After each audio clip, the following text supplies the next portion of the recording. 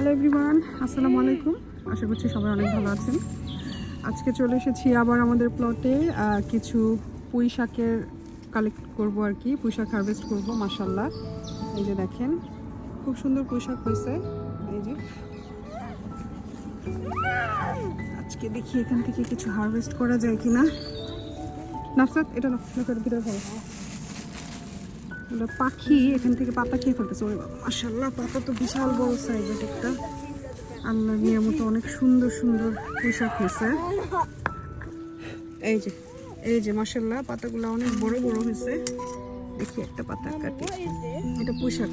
এই যে দেখেন কি বিশাল বিশাল পাতা, কিন্তু পাখি খেয়ে ফেলতেছে, যার কারণে এখন একটু আমরা নিয়ে যাবো। আজকে প্রথম হারভেস্ট করতেছি ইনশাল্লাহ, আলহামদুলিল্লাহ।